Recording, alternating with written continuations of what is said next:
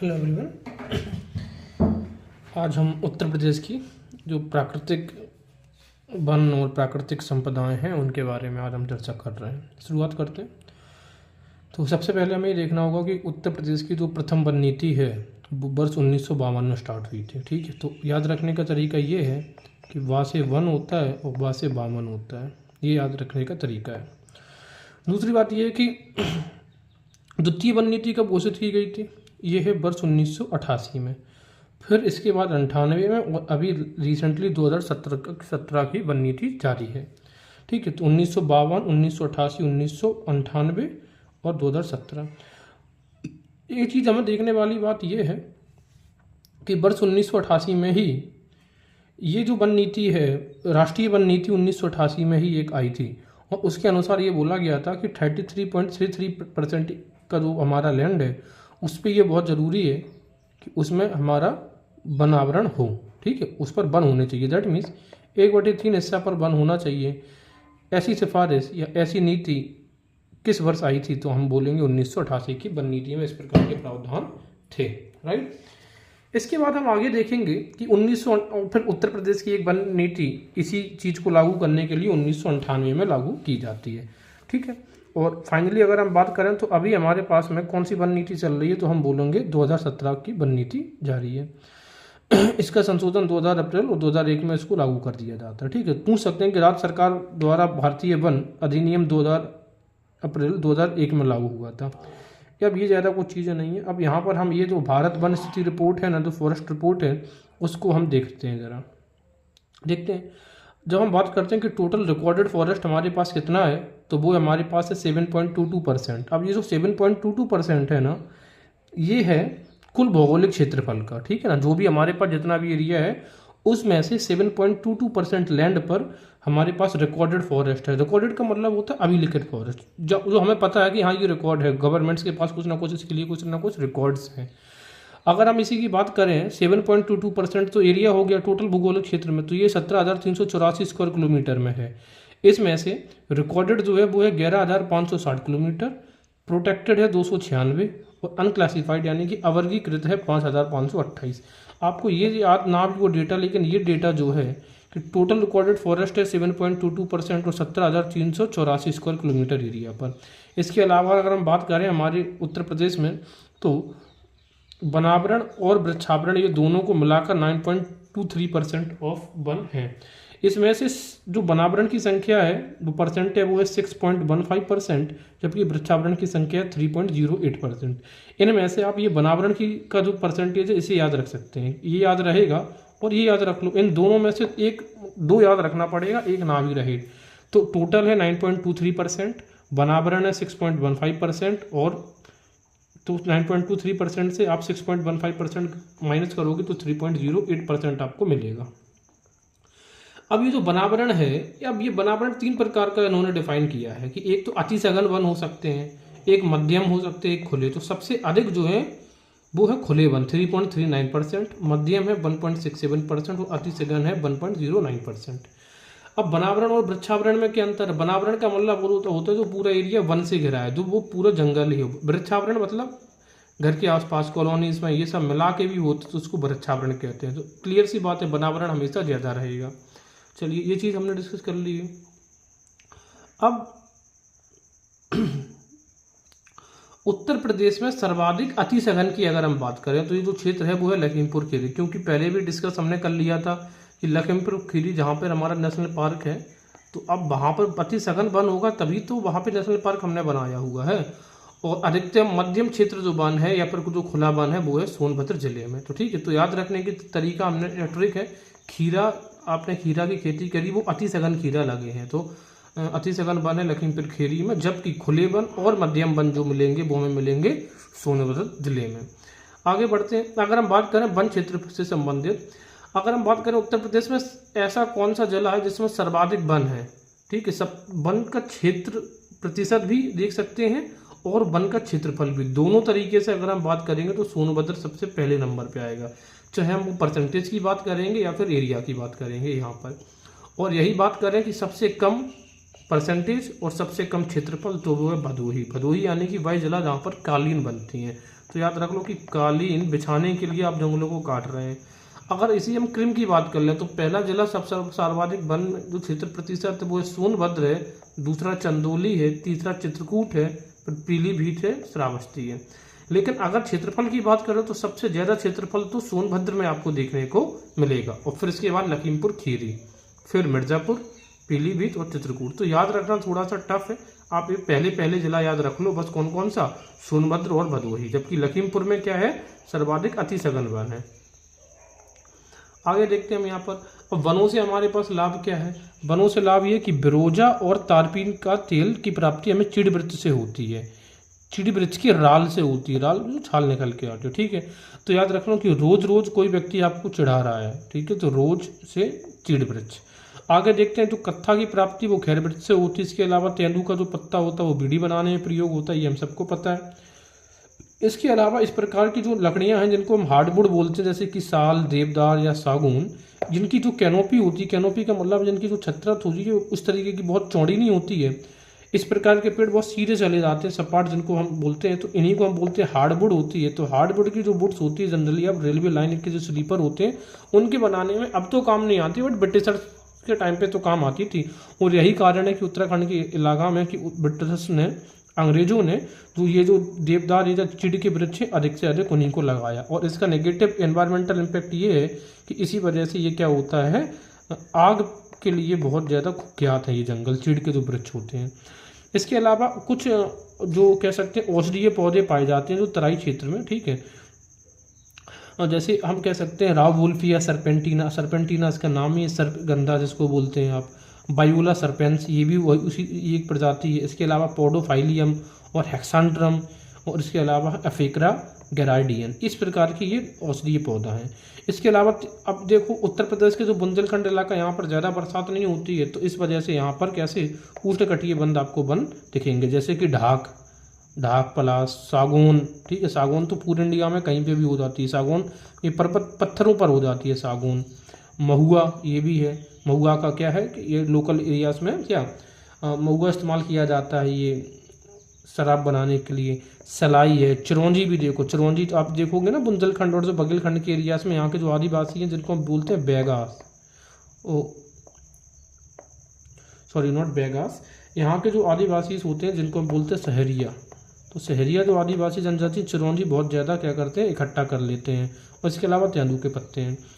इसके अलावा अब कुछ महत्वपूर्ण योजना है, नए दौर में एग्जाम्स में बहुत ज़्यादा नहीं पूछी जाती हैं, क्योंकि अब तो नहीं पूछी जाएंगी, लेकिन फिर भी देखो सामाजिक वानिकी 79, याद रखने का तरीका क्या है, सामाजिक वानिकी योजना 79, तो वानिकी 79, ऐसे कह सकते हैं कि उनकी वानिकी नहीं बन रही है, तो 79 वानिकी। कल्याण से निवासी बीमा योजना, अब कल्याण आप किसका करोगे, जो नववासी होंगे, यानी कि नववासी जो नए नए रहने आए हैं आपके एरियाज में, तो कल्याण सामूहिक बीमा योजना नववासी में। सघन वृक्षारोपण आप कब करोगे, ठीक है, 22 जनपदों में सघन वृक्षारोपण कार्यक्रम ये 2005 और 2006 में प्रारंभ किया गया था, ये तो छोड़ दो आप। हाँ, ये वाला देख दो, ये वृक्ष बंधु पुरस्कार, तो वृक्ष बंधु पुरस्कार कब है, 7 और 8 में, ठीक है। तो अब जो वाह से वृक्ष है, वाह के साथ बंधु है, तो ऐसा मान लो वृक्ष आपका अगर बंधु है, अगर कोई वृक्ष है और वो आपका बंधु है तो आप उसके साथ ही तो रहोगे, तो वृक्ष के बंधु 7, तो 7, 8। राज्य जैव विविधता बोर्ड निधि ये भी 2007-8 में आई थी। कहने का मतलब ये है कि इंडिया में एक बायोलॉजिकल डाइवर्सिटी एक्ट 2002 में आया था ये, ठीक है ना, यानी कि जैव विविधता अधिनियम 2002 में, और इसके अनुसार 2003 में जैव विविधता प्राधिकरण बना दिया था हमने, और इसका हेडक्वार्टर आपका जो है ना वो चेन्नई में है। तो उसी एक्ट को का अनुसरण करते हुए हमने 2007-8 में राज्य जैव विविधता बोर्ड बनाया। तो अगर हम कहें कि इंडिया का जैव विविधता बोर्ड यानी कि राष्ट्रीय जैव विविधता बोर्ड कब बना, 2003 में, यानी कि जिस साल एक्ट आया था 2002 उसके जस्ट 1 साल बाद, लेकिन ये कब बना है, एक्ट के 5 साल बाद, ऐसे याद रख सकते हैं। इसके अलावा जापान इंटरनेशनल कोऑपरेशन एजेंसी द्वारा वित्त पोषित Uttar Pradesh participatory forest management and poverty alleviation project है, यानी कि कह सकते हैं कि आप जब भी मेंस में आंसर लिख रहे हैं तो ये participatory forest management and poverty alleviation project start कब हुआ था, 2008-9 में। देखो पार्टिसिपेटरी की बात कर रहे हैं, ठीक है ना, तो देखो पार्टिसिपेशन कैसे होता है, 2 लोगों का, जैसे 8, तो इस तरीके से। ईंधन और चारा प्रोजेक्ट, तो ईंधन और चारा कब है, ईंधन ईंधन निधन 90, ठीक है, ईंधन निधन 90, इस तरीके से। इंटीग्रेटेड फॉरेस्ट प्रोटेक्शन स्कीम भी स्टार्ट करी गई है। ये क्या है, वनों की अग्नि एवं चोरों से सुरक्षा है। तो चोरों का मतलब है जो लकड़ी तस्कर होते हैं उनके लिए स्टार्ट की गई है। हाँ, 27 जिलों में चालू है, ठीक है। लखनऊ वृक्षारोपण, तो ला से लखनऊ, ये 4-5 में। आगे देखते हैं और कुछ। हाँ, अब ये बहुत इंपॉर्टेंट है, ये थोड़ा सा। हाँ, वन प्रशिक्षण संस्थान, प्रशिक्षण का मतलब आप यहाँ पर होता है ट्रेनिंग, ठीक है ना। तो फॉरेस्ट ट्रेनिंग इंस्टीट्यूट जो है वो 1988 में स्टार्ट हुआ था। वो कहाँ पे स्टार्ट हुआ था, ये आप देखेंगे तो कानपुर में। 1988 में कहाँ पे स्टार्ट हो रहा है, ये कानपुर में, राइट। अच्छा, अब एक याद कैसे रखोगे, देखो ट्रेनिंग TRAIN 88। हाँ, आगे अब देखो 1970 में कानपुर में राज्य वन अनुसंधान प्रयोगशाला स्थापित की गई थी और इसी को वर्ष 1993 में अनुसंधान संस्थान के रूप में अपग्रेड कर दिया गया था। तो देखो ट्रेनिंग सेंटर तो 88 में स्टार्ट हुआ है, ठीक है। और जो अनुसंधान प्रयोगशाला है, प्रयोगशाला 70 में, देखो शाला 70 में, और इसको अपग्रेड कर दिया गया था संस्थान में तो 93, ठीक है। इंस्टीट्यूट कब बना गया, 1993 में, जबकि प्रयोगशाला 70 में। इसके अलावा जॉइंट फॉरेस्ट मैनेजमेंट, तो जॉइंट फॉरेस्ट है 92 में, 92-92। 1935 में वनों को राष्ट्रीय संपत्ति घोषित किया गया। ये क्वेश्चन इंपॉर्टेंट बन जाता है कि किस वर्ष हमने राष्ट्रीय संपत्ति घोषित किया, आंसर इज 1935। इसके अलावा आप देखोगे कि वन महोत्सव आंदोलन का मूलाधार हमारा क्या है, वृक्ष का अर्थ जल है और जल का अर्थ रोटी है और रोटी ही जीवन है, राइट। ये याद रखना है कि वृक्ष का अर्थ जल है और जल का अर्थ रोटी है और रोटी ही क्या है, जीवन है। इसके अलावा जो वन अनुसंधान देहरादून में स्थित है वो 1906 में स्थापित किया गया था, फॉरेस्ट रिसर्च इंस्टीट्यूट, जिसको FRI बोलते हैं। इसके अलावा 1 जुलाई 2001 से हमारे पास ऑपरेशन ग्रीन योजना स्टार्ट की। जैसे कि हम नई शताब्दी में एंटर कर रहे हैं तो उसके पहले ही साल में ऑपरेशन ग्रीन की स्टार्ट करी है। 7 नवंबर 2015 को ग्रीन यूपी क्लीन यूपी अभियान की शुरुआत की गई थी। ये पूछ सकते हैं कि ग्रीन यूपी क्लीन यूपी, ठीक है, कब, 2015 में।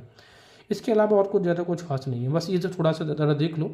लकड़ी के लिए कुछ एरिया फेमस है, जैसे कि बेंत, बासे बरेली, ये जो नजीबाबाद का एरिया है ये भी बिजनौर का एरिया है, बिजनौर नजीबाबाद। फर्नीचर, कत्था, माचिस, प्लाईवुड, इन सब के लिए जो लकड़ी के सामान, इन सब के लिए जो बरेली है, बिजनौर का एरिया, जैसे जो नजीबाबाद या फिर ज्वालापुर, ये बहुत ज़्यादा फेमस हो जाते हैं। आप कमेंट सेक्शन में बताइए ज्वालापुर किस डिस्ट्रिक्ट में है, ठीक है। तो ज्वाला यानी कि लकड़ी में ज्वाला लग गई है। कागज़ का प्रमुख केंद्र है एक तो सहारनपुर है, ठीक है ना। एक हाथ से कागज़ बनाया जाता है कहाँ पे, मेरठ पे, और यहीं पर है मेरठ का कागज़ नगर, ठीक है। कागज़ नगर जो है हाथ से कागज़ बनाने के लिए।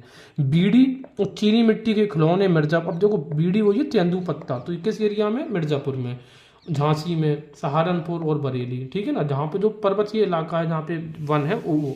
लकड़ी के खिलौने कहाँ पे मिलेंगे, सोनभद्र और वाराणसी में, ठीक है। याद रखिएगा कि लकड़ी के खिलौने तो वाराणसी में मिलते हैं, और साथ में अगर हम कहते हैं मिट्टी के खिलौने, जैसे कि, तो मिट्टी के खिलौने मिलते हैं आगरा में। याद रखने का तरीका हमारे पास क्या है कि अगर मिट्टी के खिलौने गिर गए, अगर, तो वो टूट जाते हैं। और लकड़ी के खिलौने क्या है, वाराणसी में, राइट। और खेल का सामान मेरठ में मिलता है, क्यों, क्योंकि ये भी लकड़ी से बनता है। तो अगर कभी भी फॉरेस्ट के बारे में कोई क्वेश्चन आता है फॉर इन मेंस, तो आप ये लिख सकते हो कि फॉरेस्ट का क्या इंपॉर्टेंस है। ये लकड़ी के उद्योग बनाने में फॉरेस्ट का बहुत ज़्यादा इंपॉर्टेंस है।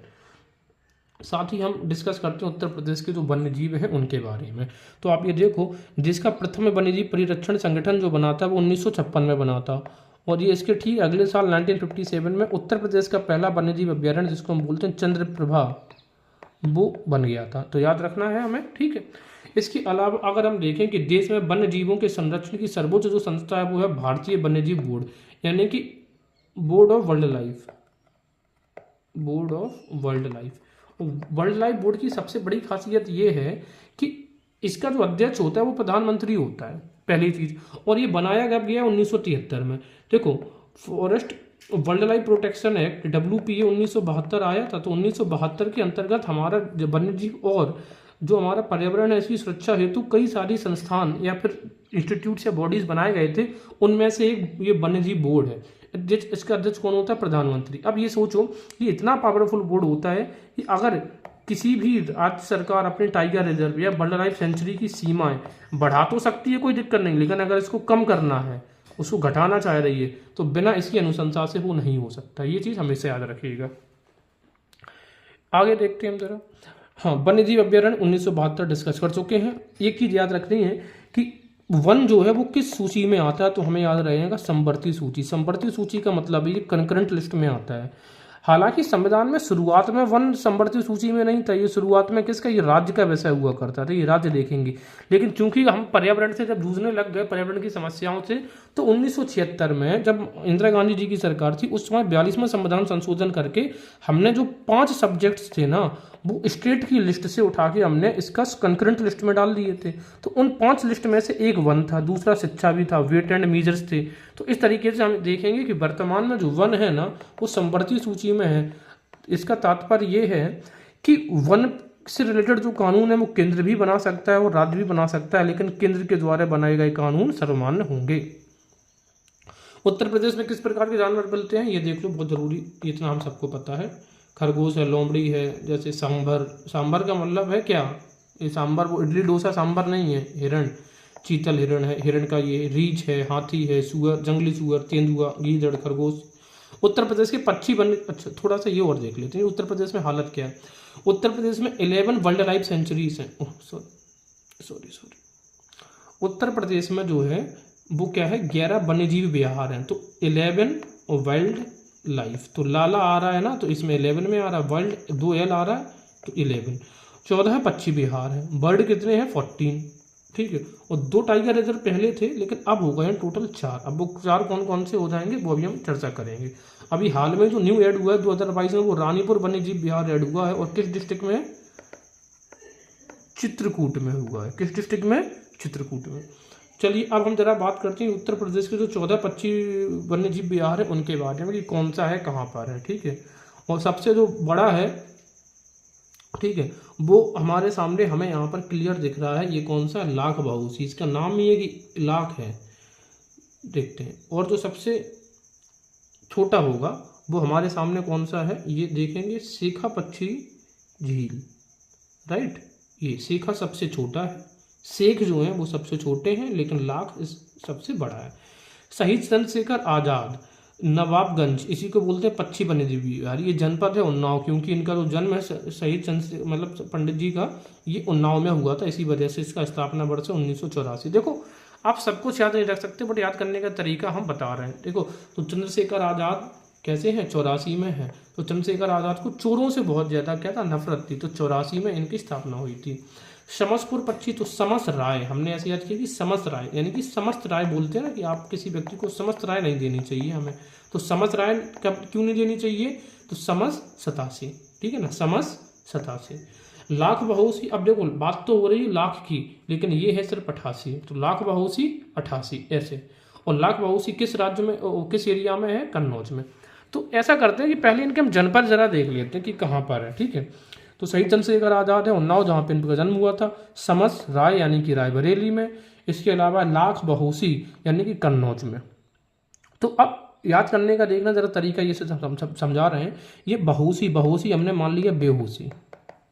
अब ये बताओ बेहोशी कब हो जाओगे, आपने कोई ऐसा स्प्रे यानी कि कोई ऐसा सेंट स्मेल कर लिया जिससे आप बेहोश हो जाओगे। तो बेहोशी सेंट स्मेल करने से, सेंट की नगरी कौन सी है, कन्नौज है।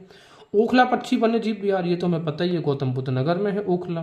और बखीरा, ये कहाँ पे, संत कबीर। तो देखो बखीरा, कबीरा, इस तरीके से याद रख सकते हैं। सांडी पक्षी कहाँ पे, हरदोई, ठीक है। इसके अलावा डॉक्टर भीमराव अम्बेडकर पक्षी वन्यजीव विहार, ये है प्रतापगढ़ के जो टांडा का एरिया है उसमें है, ठीक है। तो भीमराव अम्बेडकर जी कैसे थे, बहुत प्रतापी मनुष्य थे, ऐसे याद रख सकते हैं। और शेखा जो सबसे छोटा है, तो शेखा ये भी मुस्लिम जैसा नाम दिखता है, ये भी अलीगढ़, तो शेखा झील पक्षी वन्यजीव विहार अलीगढ़ में है। समान पक्षी विहार मैनपुरी, तो हम क्या बोलते हैं कि हम सभी मैन को समान रूप से देखते हैं, तो समान जो है वो है मैनपुरी में। और जयप्रकाश नारायण सुरहा ताल, इसको हम कहाँ पे है, बलिया में है। सूर सरोवर, या इसी को बोलते हैं कीथम लेक, कीथम लेक, ये है आपके आगरा में, इटावा, आगरा इटावा में। और जो कीथम लेक है ये आपका जो ईरान का जो वेटलैंड साइट्स है, ये एक वेटलैंड साइट भी है। पार्वती अर्गा, पार्वती अर्गा कहाँ पे हमें मिलेगा, गोंडा। जैसे भगवान शंकर का जो वाहन था वो क्या था, नंदी, तो ऐसे मान लो जो पार्वती जी हैं उनका वाहन गेंडा हो गया, तो गोंडा। फॉर रेफरेंस, कोई रिलीजियस इंस्पेक्शन इसको मत लीजिए, रिलीजियस थॉट्स प्रोवोक मत होंगे किसी की, सॉरी फॉर दैट अगर ऐसा होता है। हाँ, विजय सागर, तो जितने भी ये सागर हैं वो सब ये महोबा इस एरिया में देखने को मिलेगा। और पटना, देखो नाम तो है पटना, दिमाग में आता बिहार वाला एरिया, लेकिन नहीं, ये कहाँ पे हमें देखने को मिलेगा, एटा में। अब जरा इनके वर्ष जरा डिसाइड कर लेते हैं। तो जब से जो प्राचीन हमें दिख रहा है, हम सबसे पहले वो देख लेते हैं। तो जो सबसे प्राचीन है वो 1984 का यही दिख रहा है। तो शहीद चंद्रशेखर आज़ाद, तो पंडित जी के नाम पे सबसे पहले 84 में, तो चंद्रशेखर जी को चोरों से नफरत थी तो 84, समस 87, ठीक है ना। आगे लाख बहोसी 88, तो बहोसी 88, हाँ। ओखला 90, ठीक है। ओखला और बखीरा, ये दोनों, ओखला बखीरा और सांडी, ये तीनों कहाँ पे, ये 90 में। अब देखो आ से अम्बेडकर है, आ ऐसे बन रहा है, तो ये देखो तीन सेम बन रहे हैं।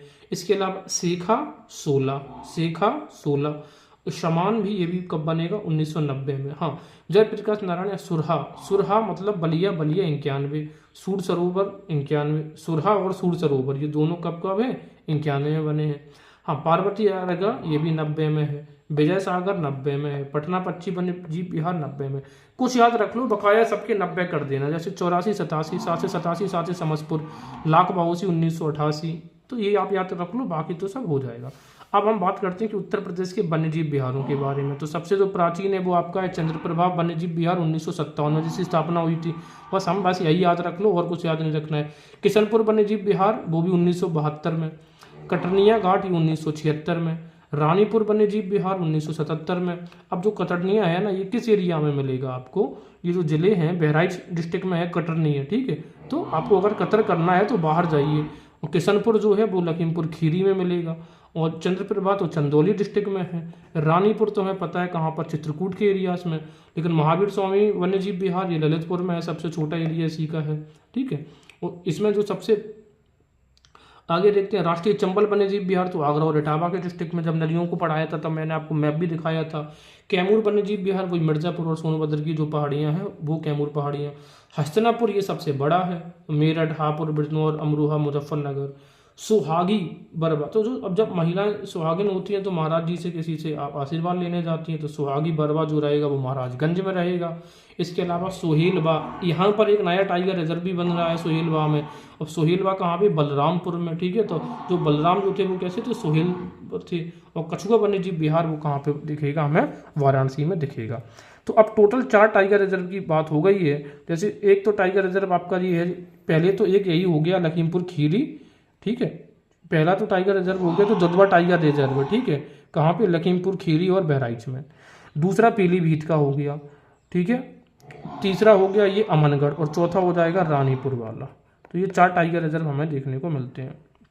इसके अलावा कुछ और तथ्य की जानकारी हम करते हैं जरा,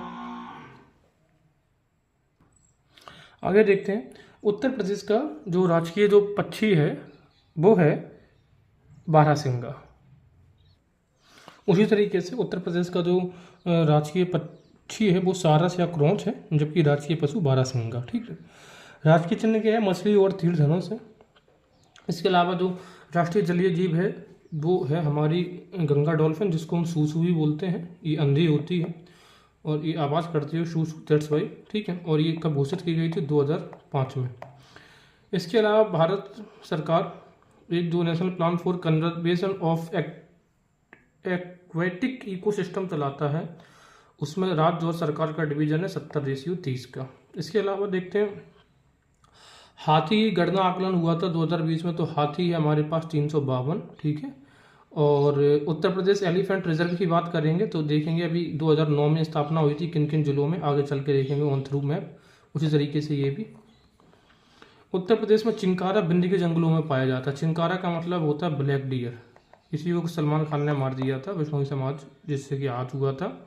कुकरेल वन लखनऊ के समीप स्थित है, ओके। और जो है उत्तर प्रदेश में गोंडा तराई क्षेत्र में, सॉरी, उत्तर प्रदेश में जो गेंडा है वो तराई क्षेत्र में पाया जाता है। शेर एवं गेंडा पशु लुप्त होते जा रहे हैं। आगे है कुकरेल वन 1984-85 से लुप्त प्रजातियों हेतु एक प्रजनन केंद्र स्थापित किया गया। एक तो कह सकते हैं कि जो लुप्त प्रजातियों के लिए जो प्रजनन केंद्र बनाया गया है वो 1984-85 में कहाँ पे बनाया गया था, कुकरेल वन, ठीक है। और जो कि लखनऊ के आउटस्कर्ट्स पर स्थित है। चंद्रप्रभा सबसे पुराना पक्षी वन्यजीव विहार 1957 में चंदौली में। उत्तर प्रदेश एकमात्र राष्ट्रीय उद्यान है, नेशनल पार्क है। और लखीमपुर खीरी जिला है, जिले में है जो कि राष्ट्रीय उद्यान। और ये कितना है, 490 की जगह याद रख लो कि 500 में 10 काम है, इतना वर्ग स्क्वायर किलोमीटर है। ठीक है। इसके अलावा हाँ, अब आप ये देखो कि जो लखीमपुर खीरी जो जिला है, सॉरी लखीमपुर खीरी में जो राष्ट्रीय उद्यान है उसकी कैसे है, 1968 में तो सबसे पहले ये वन्य जीव विहार बना, तो सबसे पहले तो वो अड़ गया 68 में, उसके ठीक 9 साल बाद ये बन गया राष्ट्रीय उद्यान यानी कि नेशनल पार्क। और उसके ठीक 10 साल बाद 1987 में बना है ये क्या, टाइगर रिजर्व। तो सबसे पहले 1968 + 9 + 10, तो 68, 10, 77 में बन गया राष्ट्रीय उद्यान और 87 में बन गया बाघ रिजर्व। आगे देखते हैं। हाँ, जो दुधवा टाइगर रिजर्व है हमारे सामने, यहाँ पे ये भी कहीं पर है, दुधवा नेशनल पार्क में है एक। ठीक है। कालांतर में किशनपुर वन्यजीव विहार और जो कतरनिया घाट वन्यजीव विहार को भी इससे संबंध कर इसको दुधवा टाइगर रिजर्व बनाया गया। तो पूछ लिया जाए कि दुधवा टाइगर रिजर्व किन दो के मिलान से बना है, तो आप क्या बोलोगे, एक किशनपुर वन्यजीव विहार है और एक कतरनिया घाट वन्यजीव विहार। इसके अलावा दुधवा राष्ट्रीय पार्क की उत्तरी सीमा बनाती है मोहन नदी या मोहना, और दक्षिणी सीमा बनाती है सोहेली। तो मोहना और सोहेली नदी सीमा बनाती है दक्षिण और उसका उत्तरी और दक्षिण सीमा बनाती है किसका, दुधवा राष्ट्रीय पार्क का। दुधवा दो बाघ अभ्यारण्य का विस्तार लखीमपुर खीरी के साथ साथ में कहाँ पे है, बहराइच में भी है। ठीक है। लखीमपुर खीरी के बाद जो डिस्ट्रिक्ट आता है वो है बहराइच। इसके अलावा 2012 में अमनगढ़ टाइगर रिजर्व बना गया था, जो कि कहाँ पर है, अमनगढ़ टाइगर रिजर्व है बिजनौर में। इसके अलावा 2014 में पीलीभीत वन्यजीव अभ्यारण्य को बाघ अभ्यारण्य का दर्जा प्रदान कर दिया गया था। ठीक है। और यहाँ पर जो है टाइगर मित्र करके एक प्रोग्राम है, वो भी पीलीभीत टाइगर रिजर्व में चल रहा है। साथ में इंडियन गवर्नमेंट ने एक प्रोग्राम चलाया था T×2 2020, 2020 तक टाइगर्स की जनसंख्या में दुगनी करनी थी, उससे पहले ही हमने कर ली थी। और उसमें भी पीलीभीत को एक गोल्डन अवार्ड से सम्मानित किया गया था, पीलीभीत टाइगर रिजर्व को। पीलीभीत बाघ जो अभ्यारण्य उत्तर प्रदेश की पीलीभीत और किस किस जिलों में है, पीलीभीत के साथ साथ में कहाँ पे है, शाहजहांपुर में। इसके अलावा आप देखो 2022 में रानीपुर का एक वन्यजीव अभ्यारण्य को भी, जो कि जिला चित्रकूट में है, उसको भी एक टाइगर रिजर्व के रूप में नामित किया गया है। अब जरा देखते हैं, तो अमनगढ़ है, हमने ये ऐसे याद कर ली है अपर। ठीक है। अमनगढ़ 2012, पीलीभीत 2014 और रानी जो पुर है वो 2022 में। एक नया टाइगर रिजर्व भी बनाया जाएगा कहाँ पे, सोहेलवा, सोहेलवा यानी कि बलरामपुर में। सोहेलवा यानी कि Balrampur. Dudhwa tiger reserve, Pilibhit tiger reserve, Rani tiger reserve और अमनगढ़, तो टोटल 4 टाइगर रिजर्व हैं। सबसे नया है वो कौन सा हमारे पास, रानीपुर। इसके अलावा बाघों की जो औसत संख्या है वो 205 है, जो को हाथी 352 है हमारे पास, और बाघ जो है वो कितने हैं, ये देख लो, हाथी ये 352 दिख रहे हैं, जबकि जो बाघ हैं ये है 205। और उत्तर राज्यों के अगर सबका देख लें तो ये राज्यों पूरे इंडिया में 7वें स्थान पर है इस मामले में। इसके अलावा भारत में अगर हम बात करें, उत्तर प्रदेश में चिड़ियाघर प्राधिकरण की, तो केंद्रीय चिड़िया प्राधिकरण यानी कि सेंट्रल जो अथॉरिटी बना था कहाँ पे, दिल्ली में। और सेंट्रल जो अथॉरिटी बना था दिल्ली में कितने में, 1992 में। और ये जो सेंट्रल जो अथॉरिटी, ये भी वाइल्ड लाइफ प्रोटेक्शन एक्ट 1972 के द्वारा बनाया गया 20 साल बाद 1992 में। तो उत्तर प्रदेश में जो है वो टोटल 8 आप कह सकते हैं क्या है, ये चिड़ियाघर है। तो 3 उनमें से मुख्य हैं, 5 छोटे हैं और 1 है भालू संरक्षण केंद्र। तो जो पहले जो 3 मुख्य हैं उनके बारे में चर्चा करते हैं। तो प्रदेश में 3 मान्यता प्राप्त बृहत श्रेणी के चिड़ियाघर हैं। ठीक है, जिसको हम कहते हैं लार्ज। सबसे पहला है नवाब वाजिद अली शाह, ये तो हमें पता होगा, जो जूलॉजिकल गार्डन है लखनऊ का, वहीं पे। और ये नवाब कहाँ पे थे, लखनऊ के थे, तो लखनऊ में ही होगा। दूसरा है कानपुर प्राणी उद्यान, तो कानपुर में। और तीसरा जो आपको देखने को मिलेगा वो मिलेगा शहीद अशफाक उल्लाह खां। अब शहीद अशफाक उल्लाह खां कहाँ से थे, शहीद अशफाक गोरखपुर से। तो ये भी क्या है, मेजर जू है। 5 मान्यता प्राप्त मिनी जू है। ठीक है, एक लार्ज हो गए 5 और मिनी है 3, सॉरी लार्ज है, ये लार्ज है 3, ये 5 है मिनी। तो मिनी जू कहाँ कहाँ पे है, शेर प्रजनन केंद्र एवं मल्टीपल सफारी पार्क हमें पता है इटावा में बनाया जा रहा है। नवाबगंज हिरण उद्यान, देखो जैसे नवाब और नाव ऐसे। सारनाथ हिरण उद्यान, यहीं पर हमने पता है कि गौतम बुद्ध ने यहीं पर उपदेश दिया था। मूलगंध कुट्टी विहार वाराणसी सारनाथ। वन प्राणी उद्यान IVRI, institute of veterinary research and institute, जिसका फुल फॉर्म है, और ये कहाँ पे, इज्जत नगर बरेली। आपको हो सकता है एग्जाम में सीधा IVRI दे दे, तो आपको ये पता होना चाहिए कि इसका फुल फॉर्म क्या है। इसके अलावा है विनोद वन लघु चिड़िया घर रामगढ़ गोरखपुर। तो विनोद कहाँ पे, गोरखपुर में, रामगढ़ जो एरिया है। ठीक है, उत्तर प्रदेश में एक भालू बचाव केंद्र भी है, वो कहाँ पर है? आगरा में। तो टोटल इस तरीके से मानता पर आपको 9 चिड़ियाघर है, ठीक है। इसके अलावा इंग्लैंड का एक सफारी पार्क है, लॉन्गलीड सफारी पार्क, उसी की तर्ज पर इटावा सफारी पार्क भी ओपन किया जाता है। इटावा के साथ साथ कुकरेल जो वन क्षेत्र है ना, लखनऊ का कुकरेल वन क्षेत्र है, वहाँ पे भी एक नाइट सफारी पार्क और एक प्राणी उद्यान की स्थापना को स्वीकृति भी प्रदान की गई है, काम प्रोग्रेस पे है। साथ में ग्रेटर नोएडा में भी एक नाइट सफारी पार्क स्टार्ट किया जाएगा। इसके अलावा वन्यजीव सुरक्षा सप्ताह प्रत्येक वर्ष हम अक्टूबर माह के प्रथम सप्ताह में मनाते हैं, ठीक है, 1 से 7 अक्टूबर। इसके अलावा रेड डेटा बुक में तुम्हें पता है जो एंडेंजर्ड या फिर क्रिटिकली एंडेंजर्ड स्पीसीज होते हैं इनके बारे में जानकारी हो रही है रेड डेटा बुक में, जिसको निकालता है वर्ल्ड लाइफ WEF UNFCCC। इसके अलावा दिसंबर माह के प्रथम सप्ताह में वर्ल्ड फेस्टिवल कब मनाया जाता है? दिसंबर में। तो देखो डा है और ये दिसंबर में, वो इसके पहले सप्ताह में। लखनऊ और कानपुर प्राणी उद्यानों में तितली पार्क हमारे पास 2 हैं, एक लखनऊ एक कानपुर, जो कि 2 बड़े शहर हैं। इसके अलावा मथुरा में वृंदावन में मयूर, तो सीधी सी बात है भगवान श्री कृष्ण मयूर मोर वृंदावन। इसके अलावा है कछुआ पुनर्वास योजना जो है उसका संचालन उत्तर प्रदेश सरकार कर रही है गंगा नदी प्रदूषण निवारण के लिए, ठीक है। इसके अलावा इको डेवलपमेंट योजना संरक्षित वन क्षेत्रों के लिए निकट वन उपज को विकसित करने की भी योजना चला रहे हैं। तो एक चीज़ आपको सामने क्या दिख रही है कि इंडिया उत्तर प्रदेश में जटायु जो है कंजर्वेशन जो सेंटर है, जटायु कंजर्वेशन सेंटर, ये महाराजगंज में स्थापित किया गया है। महाराजगंज में एक है कैंपरगंज रेंज जो कि गोरखपुर फॉरेस्ट डिवीजन के अंतर्गत आता है, वहाँ पर ये जटायु कंजर्वेशन सेंटर बना है। जटायु का मतलब है एशियन किंग वल्चर, ठीक है, जटायु का मतलब है। और ये वर्ल्ड का पहला ब्रीडिंग और कंजर्वेशन सेंटर है एशियन वल्चर के लिए, इससे पहले कहीं भी नहीं बना है। तो ये भी चीज़ हमें याद रखनी चाहिए। इसके अलावा देखो मैंने बात किया था कि जो 5वां टाइगर रिजर्व उत्तर प्रदेश का है वो कहाँ पे बनेगा? सोहेलवा वाइल्ड लाइफ सेंचुरी में। कहाँ पे? बलरामपुर, ये श्रावस्ती और दूसरा ये गोंडा, तो BSG, ठीक है ना। बलरामपुर, श्रावस्ती, गोंडा में 5वां सोहेलवा वाइल्ड लाइफ सेंचुरी आ रहा है। इसके अलावा भी रिसेंट सर्वे हुआ था तो सबसे ज़्यादा जो क्रेन बर्ड्स हैं वो सबसे ज़्यादा कहाँ पे पाई गई थी? जो क्रेन बर्ड्स हैं वो सबसे ज़्यादा पाई गई हैं इटावा फॉरेस्ट में, ठीक है, फिर मैनपुरी में, फिर शाहजहाँ में और फिर आखिरी में औरैया एंड देन कन्नौज।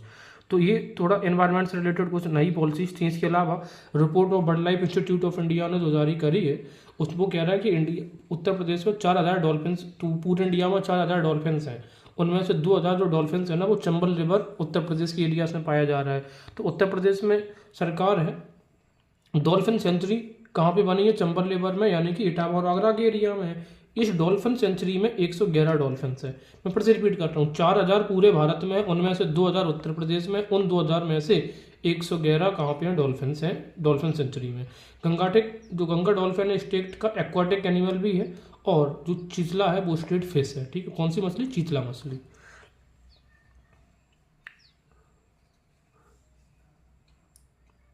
इसके अलावा हम देख रहे हैं कि पहला जो टाइटल कंजर्वेशन रिजर्व है वो कहाँ पे बना है? कछुआ संरक्षण केंद्र वो बना है कहाँ पे? गोंडा में। ये भी बहुत इंपॉर्टेंट है हमें याद रखने के लिए, ठीक है। तो पहला जो कछुआ कंजर्वेशन सेंटर है वो गोंडा में बना है, जबकि जटायु यानी कि किंग वल्चर वाला कहाँ पे बन रहा है? महाराजगंज में बन रहा है, कैंपरगंज रेंज। इसके अलावा हाँ, जो डॉल्फिन सेंचुरी है चंबल वाइल्ड लाइफ सेंचुरी में कहाँ पे है? शासोन, इटावा, चक्करनगर, ठीक है, इटावा का एक एरिया है चक्करनगर। इसके अलावा वर्ल्ड फेस्टिवल ऑर्गेनाइज हुआ था वर्ल्ड वेटलैंड डे यानी कि विश्व आर्द्रभूमि दिवस के अवसर पर, यानी कि 2 फरवरी को, और ये कहाँ पे हुआ है? शहीद चंद्रशेखर आजाद बर्ड सेंचुरी, और ये कहाँ पर है? नवाबगंज, उन्नाव में। तो ये थोड़ा हमने करंट से रिलेटेड इसकी न्यूज़ कवर की है। अब आते हैं इसके मैपिंग पोर्शन पे। तो देखो लाख बहोसी, मैंने ये सबसे बड़ा था, और बहोसी मैंने कहा इत्र नगरी, तो आपने कैसे बेहोश हो गए थे? इत्र कर सूंघ के, कन्नौज में। और सांडी पश्चिम बिहार, सांडी कहाँ पर है? हरदोई में, ठीक है।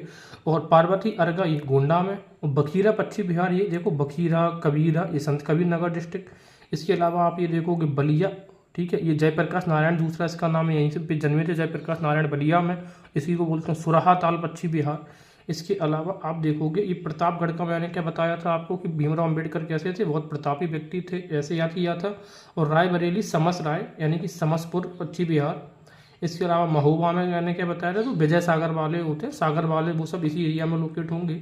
सबसे बड़ा पश्चिम बिहार देख लो, सबसे बड़ा पक्षी विहार लाख बाउसी और सबसे छोटा पक्षी विहार शेखा पक्षी झील विहार अलीगढ़ में, ये पता है।